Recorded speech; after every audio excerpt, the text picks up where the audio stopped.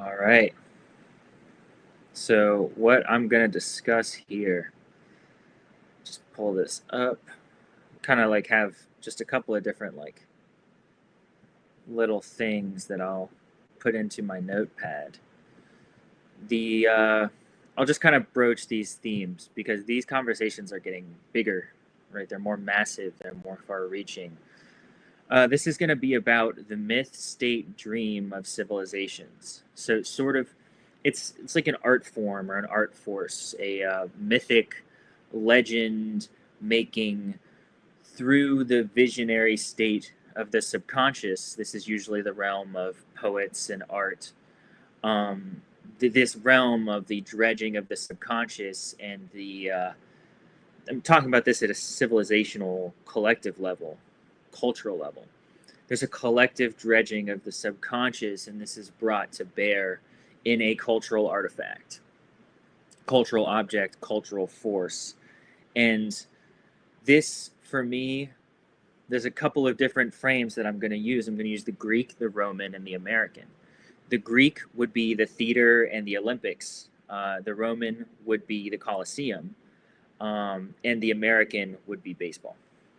Right? So you have, I'm going to put Hollywood in there too because I think it's helpful to compare that to the Greek theater. You have Homer and Plato, right? These major early Western civilizational figures whose entire works and the kind of force and thrust of their communication is all about this civilizational myth making cultural force, which you can sum up really as the collective unconscious or the collective dreaming of cultures. This is the underpinning of all civilizations. All civilizations function through the creation of a mass myth making force, which is the sort of collective dream space that is inhabited by all people within that civilization. And that's like the cultural or social or political identity under which you state the claim of the nation or the civilization. And when those civilizations expand or contract, right, they breathe, whether that's through conquering or through war, whatever it is, that's an assertion of the cultural identity of the civilization across borders into new territories. That's the cross transmission of whether it's food or ideas or religions or influences. Beneath this, right, this collective dreaming is the real thermodynamic genetic language, the species level reality of existence, right? The thermodynamic entropy that happens in the human body, the genetic language, which is reproduction, and the way in which a body is formed through genetic constructs and the passage of language down through generations, millions of years of genomes. Um, and the species level reality of humanity itself, right? Evolving over history and over time through various different forms, right? Even going back into other species. The importance of culture is that it's the lifeblood of life. So you have the everyday tasks, whether that's cooking or cleaning or the things that keep a empire or a culture or a civilization going, right? Whether that's on the personal level in terms of just everyday life for the individual, the family, as well as the civilization itself. These are the kind of administrative maintenance tasks, the operations level procedures of a civilization. These are all things that just keep people alive, keep the civilization functional. They are the mechanical mechanisms, the underpinnings through which the real contribution of a civilization rises. And the real contribution of a civilization is always its culture. So when we talk about Western civilization, we're talking about Western culture. We're talking about Beethoven, we're talking about Mozart, we're talking about Nietzsche, we're talking about baseball, right? So this is the real thing that I'm really getting at here, is that baseball is the cultural contribution of American civilization in the same way that the Romans and the Greeks made cultural contributions through theater, through the Olympics, through the Colosseum. These are things, as well as religion, right? The Greek and Roman religions. These are things that can't be ignored.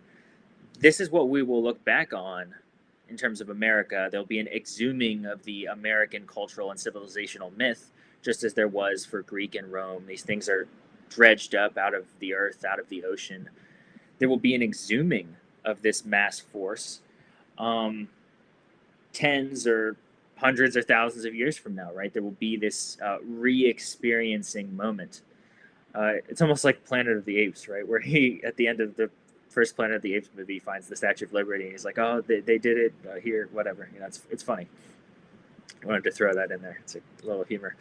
Um, so this is the real importance of baseball, and it can't be gestured to enough. And so when we're looking at that collective cultural mythic dreaming force, again, it's art, it's the realm of the poet, it's the realm of the mystic, and it's the realm of the collective unconscious, which is the cultural civilizational construct itself. It's the collective identity through which the nation actually evolves. Nations or civilizations don't evolve through politics, they don't evolve through everyday maintenance tasks and jurisdictions, et cetera, et cetera. They evolve through the dream state because it's a sort of mirror or a glass reflection or a scrying mirror through which the civilization can encounter its collective unconscious itself and rise through that encounter. It's almost like the myth of Perseus and Medusa, where Perseus uses the shield as a mirror to encounter the deep unconscious or subconscious force that is symbolized in Medusa. And what I mean by that is that through American history, culture, and civilization, there have been some just absolutely brutal violences, whether that's racial, whether that's gendered violence, there's you name it, right? There's a lot of different forms of very, very, very unconscious behavior that constitute the real foundations of American civilization. Slavery, genocide, right? You name it. It's happened here, and it's happened to create the power structures that are the American infrastructure itself. If you look at American civilization as an operations manifesto or a massive machine or superstructure, these are the foundations of it, right? There's violence, rape, genocide, very, very, very dark history that forms the everyday reality that we experience today, or the surface of it, right? So the way in which a culture reflects on itself, and this is why Nietzsche is so important, I bring him back, is that Nietzsche is Germany and Europe itself's massive cultural reflection that happens at this very crucial, critical moment at the end of the 1800s. He is the dark mirror through which the consciousness or conscience of Western civilization has to reckon with itself, and he does it through religion, and he does it through the expose of cultural values. So we look at America, there's a bunch of different ways where this has happened, and I'm going to kind of throw in a little curveball here, to use the baseball term, right? The 54 Tops set pop art and Andy Warhol as a confluence of mid-50s sort of existentialist, very specifically American commercialist statement. Warhol is kind of traditionally known in an art historical sense as being a cultural critic through art. He makes sort of critique statements of commercialism. Here's the note that I have. American pop culture and sedation through the repetition of injury or imagery. Injury is also good. Injury and imagery. There you go.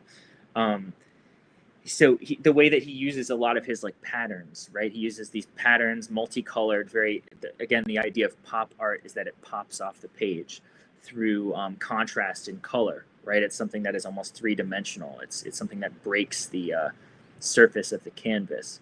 That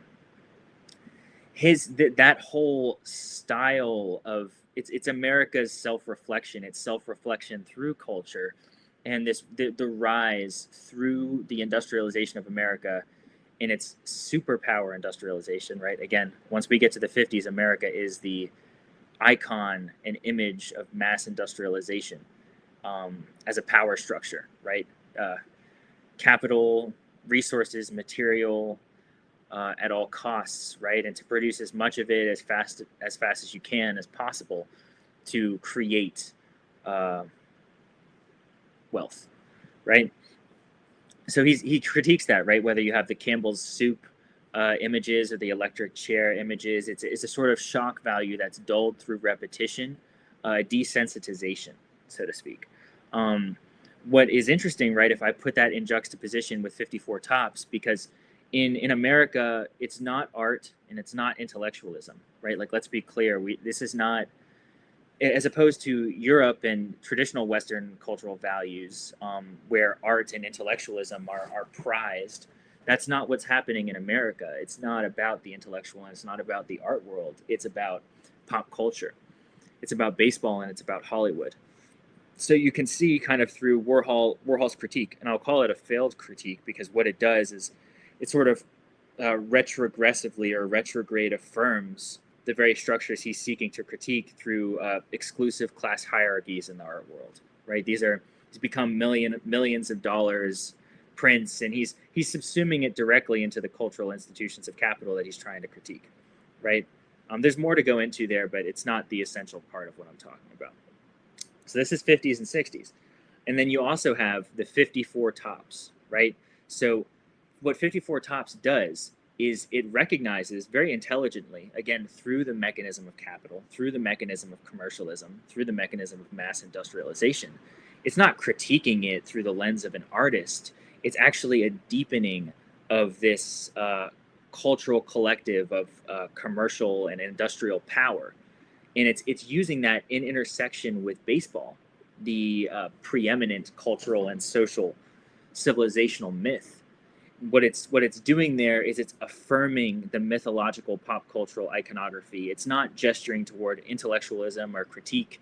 It's directly engaging with that mythic impulse that's within American culture that makes it very specific, that makes American civilization very specific. It's anti-intellectual civilization. It's a anti I don't know, anything highfalutin civilization. It's pop culture, it's big images, it's blown up billboards. I mean, we're talking about the essence of American civilization, its soul, right?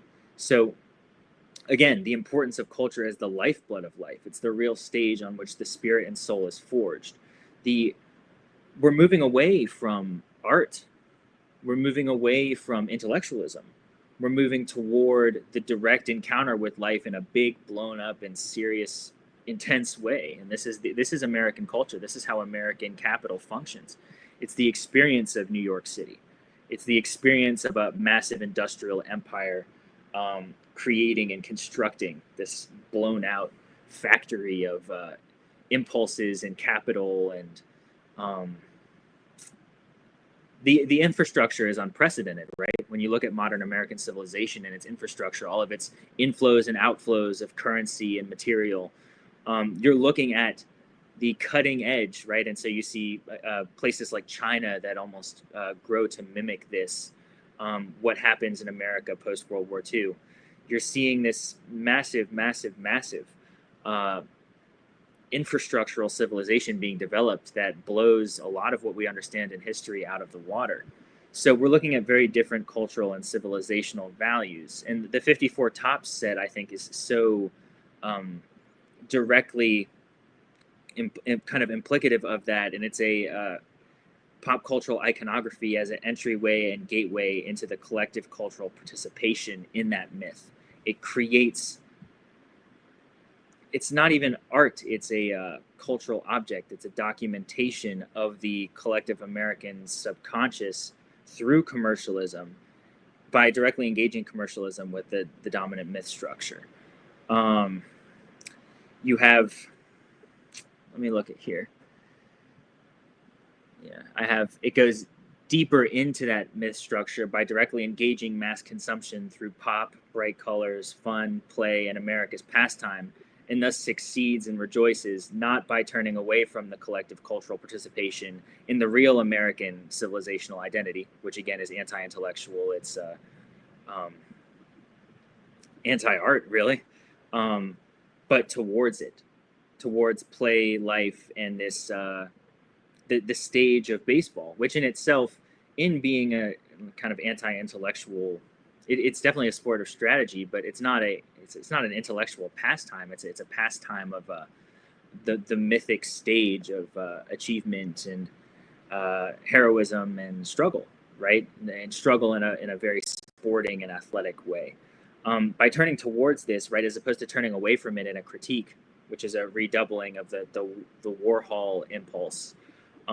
It's more kind of anticipatory of the art of Keith Haring and Basquiat, which they're deeply playful, but they're also deeply human impulses, as opposed to Warhol, which is a kind of more colder, critical lens through repetition and through color.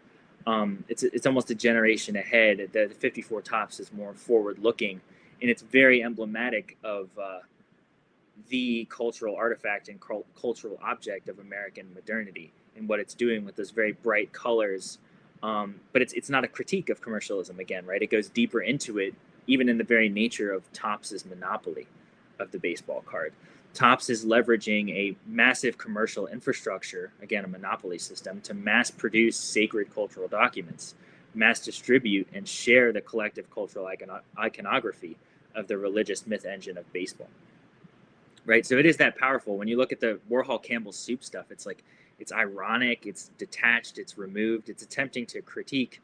But in reality, what civilizations do in their function is to create this collective cultural dream engine, and the idea is to participate in it, because that's what the culture is, and that's what constitutes the real collective.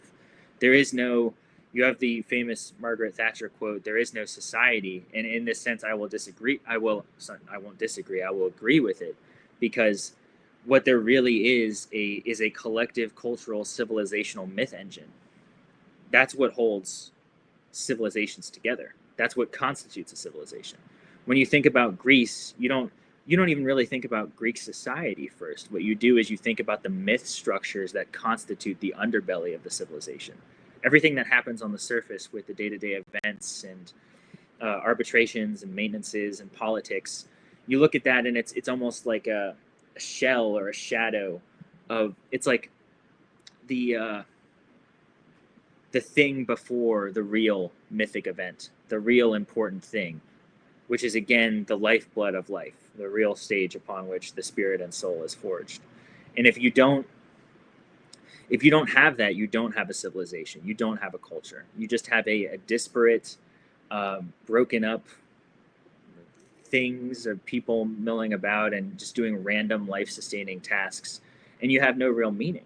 So when you talk about what happens in the 50s with the existentialists and earlier with Nietzsche, the fragmentation of cultural meaning in Western civilization, they're talking about religion. Here, what I'm talking about is baseball as a cultural religion. It's something that holds the framework of the civilization together through mass participation in this organized ritual of culture. And that's really all there is, because it's the language that we speak, in the same way that you have English as a language that's a collective speaking, so then it can be mutually understood. The collective dreaming of cultures through the myth realm of baseball, that's the underpinning of American civilization, because it is the collective dream manifest in reality in a way that Hollywood can't do. Hollywood is just screens, it's just images, it's just projections of ideals. You have real event, phenomenal participation in the language of baseball. This is something that's happening, and the collective gathers into it, not through a screen, right? It's not being mediated by a screen. It's a direct participation in an event that's unfolding, right? This again is the Colosseums, it's the Olympics, it's a mass cultural gathering around this athletic endeavor, right? Which through that athletic endeavor, there's actually a cultivation of the sort of mythic heroism of the self, and it's written into the books of the civilization. Again, baseball history and American history are very, very, very intertwined. So these are just some sort of outlined initial ideas to move through, and I'll just kind of sum up that first part again, because I think it's important. The myth state dream of civilizations, it's a collective dream of a culture. And that's the only thing that really constitutes a civilization. Beyond that, it's just war and fragmentation and confusion. Because most people don't have the adequate understanding of the thermodynamics or genetic language or anything regarding species level evolution, to the point of which they can contextualize the human experience. So they're clinging to a cultural civilizational reality, which in itself is the meaning-making device. That could be religion, that could be baseball as religion. Right, so I want to really lay that ground, because it's very important.